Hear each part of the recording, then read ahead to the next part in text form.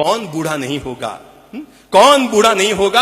एक महानुभाव मुझे कह रहे थे, बिल्कुल मेरे सामने बैठे हैं, इन्होंने 4 दिन पहले ही इन्होंने लोढ़ा जी ने मुझे कहा था, साहब मेरी पत्नी अगर मेरी दादी साहब की 90 साल की सेवा करती है तो मैं मन में बार बार यही सोचता हूं, ये दादी साहब की सेवा नहीं कर रही, ये जो सेवा कर रही है मेरी बहुएं भी देख रही है, ये अपने बुढ़ापे की सेवा की व्यवस्था करा रही है। अगर इसने अपनी दादी की सेवा की तो इसकी बहुएं इसकी सेवा करेगी। जिसने अपने मां बाप की सेवा न की वो अपनी टाबरों से सेवा की अपेक्षा कभी मत करना, कि उनके टाबर उनकी सेवा कर लिए, आने वाली पीढ़ी ये तो बाप की भी बाप निकलने वाली है। कोई किसी की सेवा विवाह करने वाले नहीं है। तुम्हारे साथ रह जाए और 2 दूध रोटी खिला दे तो भी बॉस समझना।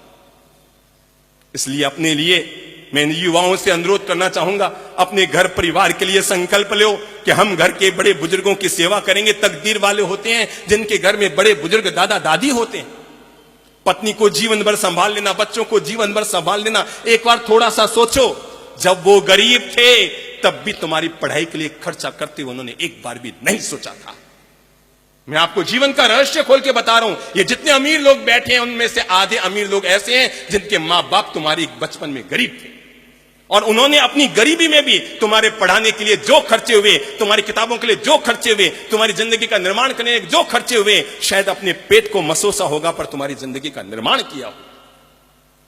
और जिनके बचपन में ही पिता चले गए, कल्पना करो कि तुम 3 साल के थे, तुम्हारा पिता ऊपर चले गए थे, तुम्हारी इस अकेली मां ने कैसे तुम्हारा पालन पोषण किया होगा। आज तुम झट से कह देते हो, मां तूने मेरे लिए क्या किया? अरे उसने तुम्हारे लिए क्या किया? उसने जो किया तुम दुनिया देख रहे हो, अगर वो नहीं करते तुम दुनिया नहीं देख पाते। इसलिए कभी मत सोचना कि मां बाप ने हमारे लिए क्या किया। अरे जब वो गरीब थे ना तब भी उन्होंने अपने पेट को काट कर तुम्हारे जीवन का निर्माण किया था। कभी सोचा नहीं था खर्चा करते समय, हाँ मेरा बेटा पढ़ना चाहिए, हाँ मेरा बेटा पढ़ना चाहिए। जब वो गरीब थे तब भी तुम्हारे बचपन में खर्चे के लिए उन्होंने सोचा नहीं था। आज तुम अमीर हो गए हो। एक बार आत्मा पे हाथ रखना, जब पापा जी पे 50,000 का 1 लाख का खर्चा करते हो, जब उनके घुटने के ऑपरेशन की 3.5 लाख की बात आती है, एक बार दिमाग में आता है, अब पापा जी वैसे भी 75 साल के तो हो ही गए, ऑपरेशन कराएंगे, करेंगे क्या? अगर ये चीज उन्होंने सोच ली होती ना, आज हम अनपढ़ और गंवार होते। हमारे बचपन में अगर उन्होंने ये सब चीजें सोच ली होती कि पढ़ा लिखा कर करना क्या है, बच्चा तो यही बड़ा हो जाएगा, यही जी लेगा, अरे मेहनत से पैसे कमा के इसके लिए थोड़ी कमा रहे हैं, तो जरा सोचो आज आप रोटी रोटी के मोहताज होते। पर मैं ये कहना चाहूंगा, जो हमारे घर में अपने माइत हैं, उन माइतों की सेवा शुश्रूषा का हम संभाल करें, उनका हम ध्यान रखें, उनके हम सेवा के लिए अपने मन को जोड़ें। और नहीं तो जितने वृद्धाश्रमों में जाता हूं वहां पर गरीब लोगों के, मजदूरों के माँ बाप कम मिलते हैं। जब भी किसी को पूछता हूं, आपका बेटा, कोई कहता है इंजीनियर है पूना में, कोई कहता है डॉक्टर है कहीं पर, कोई कहता है सीए है।